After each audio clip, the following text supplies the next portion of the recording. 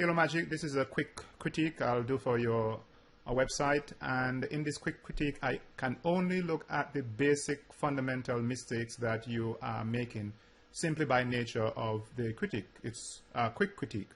But first, in coming to your website, here we're looking at above the fold. This is the area of the website that your visitors are going to see, and it is simply too busy. So, for example, I come here to the website, and there are two competing pictures of you. There's one here, and there's also one in the video, overkill. And here we have basically like a banner type of ad, and at the top where there's a competition for the headline. So the question then is, when I come to this website, what do I read first? Okay, and you do not want to confuse your visitors when they come to the website about what they should read first. You want to be able to direct them to read what you want them to read. In other words, there should not be any choice in terms of what they read.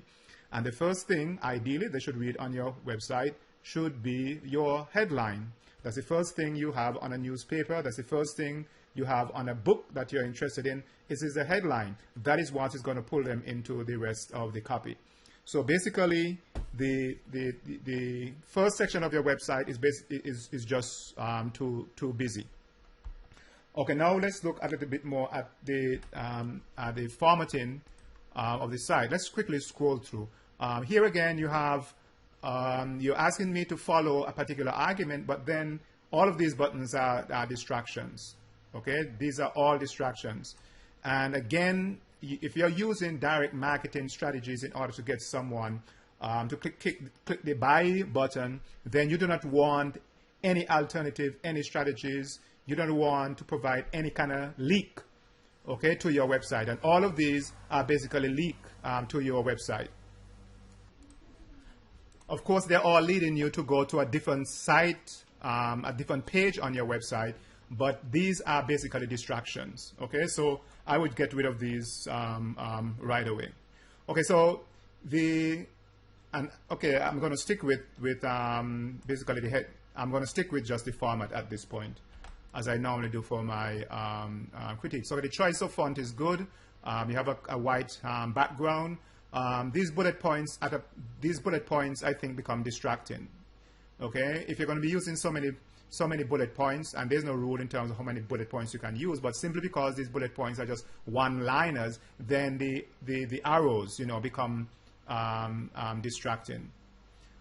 Okay, these bullet points look more like what bullet points should look like.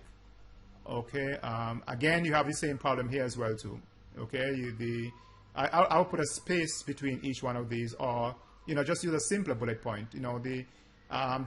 The point about a bullet point is that it should be a point, okay, not so big that it become distracting.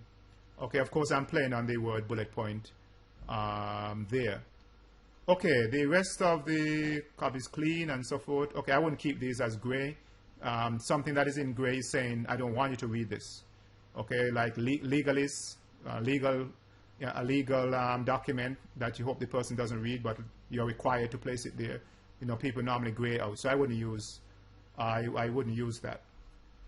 Okay, that's fine. Okay, let's go back to the top, and again, I'm trying as much as possible to keep this as short as possible.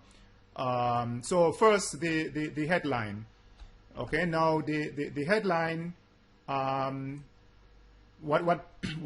I benefiting? Okay, you need to be as specific as possible. You too can start benefiting from having your own digital magazine. How do I benefit? That is the question. Okay, so do not say I can start benefit. Say you too can become popular, start making a lot of money. Tell me what the benefit is rather than simply say what the benefit. So the headline need reworking. Okay, now look at how you start a letter. The letter is not structured properly. You don't want to start a letter by introducing yourself, except that you are so famous that you can sell on your own credibility. Then, of course, in that case, you don't have to introduce yourself. You want to introduce what the problem is. Okay, so first you want to talk about what the problem is, or make a huge promise. Then you can say, answer the question, who is this promise from? Why should I believe you, and so forth. That is when you start talking about yourself. But you do not want to start the letter by talking about yourself. You want to talk about the customer. You want to talk about the benefit that the customer is going to derive from your product. And then the question, the natural question that comes after this is, who is making this promise? Then you can go and tell them who is making that promise. So this needs to be, restructured. First, start by telling me what the promises are, or telling me about the exciting world of digital magazine, and then you can go on to let me know who is making this particular promise. Okay. Now, again, there are many places where you actually tell, for example, you may have heard, here you say, you may have heard in the media that digital magazines are being called the new gold rush of digital magazine. Here again is the whole basic principle of showing and telling. Don't depend on me to hear, show me the news clipping, okay? Have some proof. Get some clipping from those magazines or television broadcasts or wherever, rather than telling me that this is in the news. Because if I never heard about it, then I have to just depend on what you're saying. But if you show me where you got this information from, maybe with a quote or a magazine clipping or something like that, then afterwards that would make more sense, because you're selling your case that even if I didn't know anything about digital magazines and I was interested in publishing, then you can sell me on the idea of publishing. But you have written the letter here as though the person who is coming to get the digital magazine already know about all these wonderful benefits and the trend of digital magazine publishing. So you need to, at this point, therefore, then build a proof and, give some numbers, show some stats, show some clipping and so forth. That would go a longer way rather than just telling me that's how it is.